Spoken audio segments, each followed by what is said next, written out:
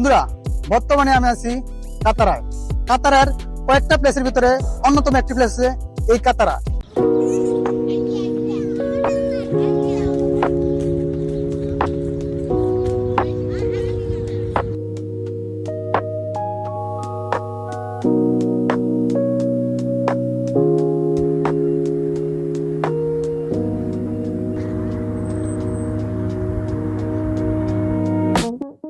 এখানে যে পাহাড়গুলো আপনি দেখছেন এগুলো হচ্ছে কৃত্রিম, তার মানে এগুলো বানানো হয়েছে।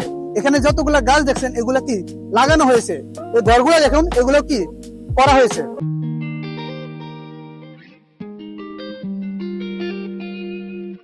কাতারের কয়েকটা সুন্দর স্থানের মধ্যে এই কাতার হচ্ছে অন্যতম।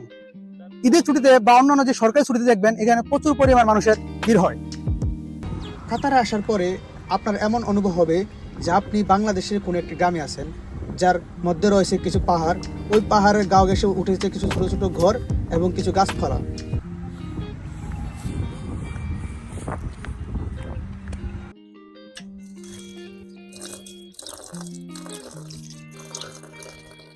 কাতারায় আপনি যে ঘুরতে ঘুরতে ক্লান্ত হয়ে যান, তাহলে এখানে সুন্দর পানি ব্যবস্থা আছে। শুধু এখানে না, কাতার বিভিন্ন স্থানে পানি ব্যবস্থা রয়েছে। কাতারায় বড় বড় বিল্ডিং হোক বা এই সিঁড়িগুলা, সবকিছুতে আপনি পাবেন তাদের ঐতিহ্যের একটি ছোঁয়া। কাতার আসার পরে এখানে যে শুধু যে এই কৃত্রিম পাহাড় আছে শুধু এমন না, এখানে আসার পরে আপনি আরো দেখবেন এই বড় বড় বিল্ডিং আর পাহাড়ের পাশে রয়েছে এই ছোট্ট একটি ফ্যামিলি বিচ। এখানে ভিতরে যাওয়ার জন্য আপনাকে টোকেন নিতে হবে। আপনি যদি কাতারে আসেন তাহলে আমি বলবো যে আপনি বিশেষ করে একটা বা দুটার ভিতরে আসার চেষ্টা করবেন।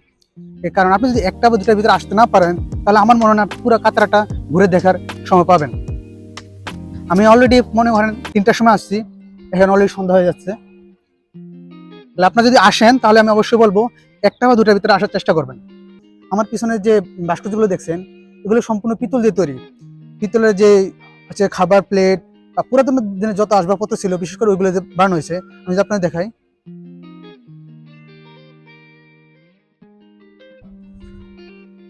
পিতলের গ্লাস, পিতলের বাটি, ছুরি, যত ধরনের পুরাতন পিতলের যত কিছু আছে এখানে সবকিছু দেওয়া হয়েছে।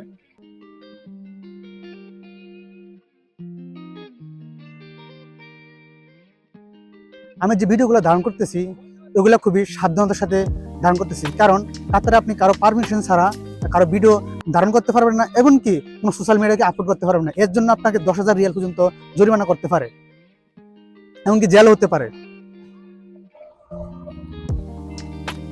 আমার পিছনে যে বইগুলো দেখছেন এগুলো হচ্ছে যে এখানে যে টুরিস্ট বা যারা ঘুরতে আসে তাদেরকে বিনা কোনো টাকা ছাড়াই, মানে বিনা টাকা হচ্ছে তাদেরকে কি ঘোরার জন্য এগুলোকে কাতার গভর্নমেন্ট থেকে আয়োজন করেছে।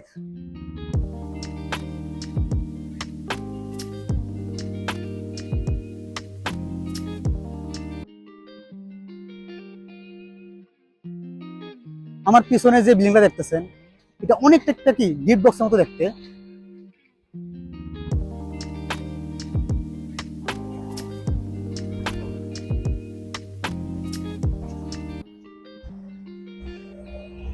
কাতারের হচ্ছে যে তাদের ঐতিহ্য এবং সংস্কৃতি খুব ভালোবাসে। তাদের সবকিছু দেখবেন তাদের ঐতিহ্য এবং সংস্কৃতির একটি ছোঁয়া রয়েছে।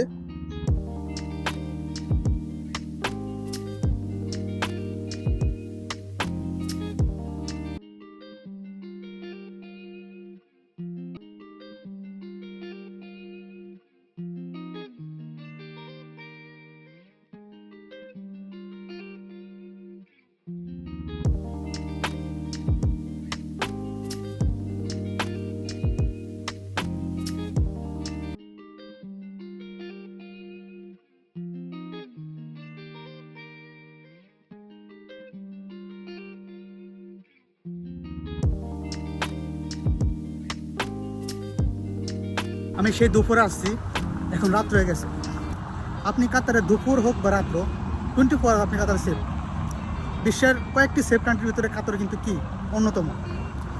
আজকের জন্য এইটুকুই, দেখা হবে পরের ভিডিওতে। ততক্ষণ ভালো থাকুন।